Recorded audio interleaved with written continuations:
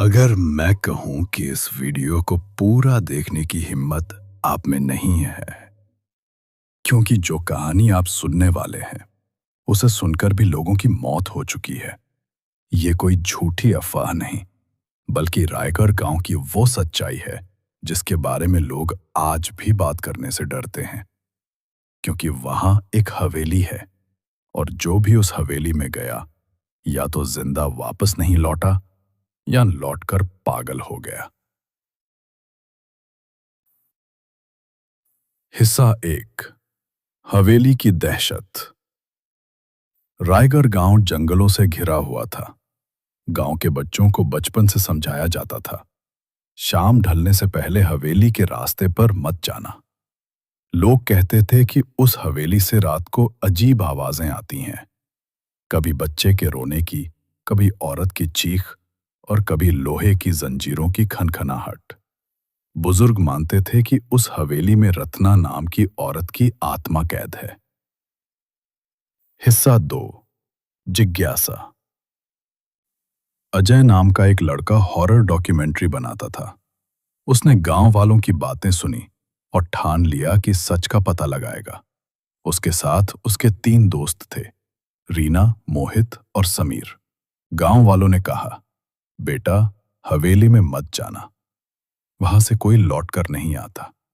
लेकिन अजय ने हंसकर कहा, भूत प्रेत जैसी कोई चीज नहीं होती, मैं सबको सच दिखाऊंगा। हिस्सा 3। हवेली का पहला कदम। जैसे ही चारों हवेली के अंदर दाखिल हुए, टॉर्च की रोशनी कांपने लगी। चारों को ऐसा लगा जैसे कोई अदृश्य ताकत उन्हें देख रही हो। दीवार पर लगी पुरानी तस्वीरें ऐसे लग रही थीं मानो उनकी आंखें हिल रही हों। रीना कांपते हुए बोली, अजय, मुझे लग रहा है ये तस्वीरें हमें घूर रही हैं। अचानक ऊपर से एक जोरदार धमाका हुआ। सब डरकर सीढ़ियों की ओर देखने लगे, लेकिन वहां कोई नहीं था। हिस्सा 4। डायरी का रहस्य। कमरों की तलाशी लेते हुए उन्हें एक पुरानी डायरी मिली। उसमें लिखा था, मैं रत्ना हूं, इस हवेली की रानी। मेरे पति राजा विक्रम ने मुझे धोखा दिया। मुझे इसी हवेली में जिंदा दीवारों में चुनवा दिया गया। मैं तब तक चैन से नहीं रहूंगी जब तक हर इंसान को उसी दर्द का एहसास न करा दूं। इतना पढ़ना ही था कि अचानक खिड़की पर एक सफेद साड़ी वाली औरत खड़ी दिखी। उसकी आंखों से खून बह रहा था। रीना चिल्ला पड़ी, वो वही है। छोपिन लाश।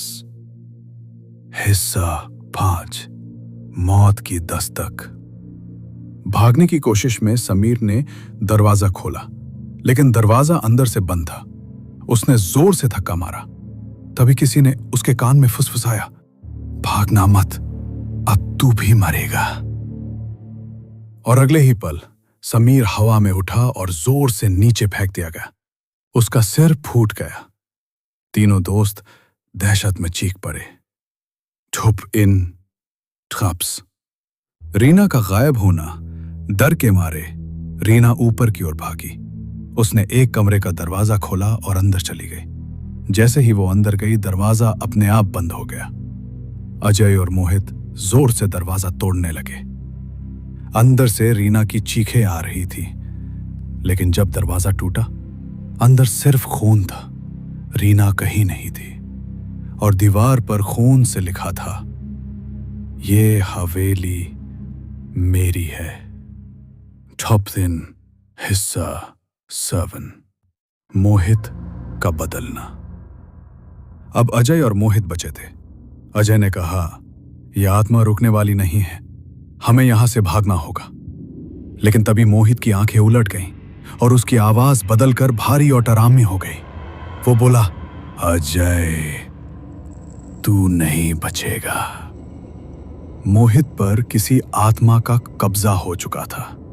उसने अजय पर हमला किया। अजय ने लोहे की रॉड उठाई और उसे मारा। मोहित की बॉडी से काला धुआं निकला और वो वहीं मर गया। टॉप 3। हिस्सा 8। आखिरी पार्ट मुठभेड़। अब अजय अकेला रह गया था। चारों तरफ खून, आवाजें और परछाइयां। अचानक रत्ना की आत्मा उसके सामने प्रकट हुई। उसकी आवाज गूंजी, तुम इंसान कभी नहीं सुधरोगे। मैं सबको वही दर्द दूंगी जो मुझे दिया गया। अजय ने हाथ जोड़कर कहा, मैं सिर्फ सच्चाई दिखाना चाहता था, कृपया मुझे जाने दो। लेकिन आत्मा ने उसकी प्रार्थना नहीं सुनी।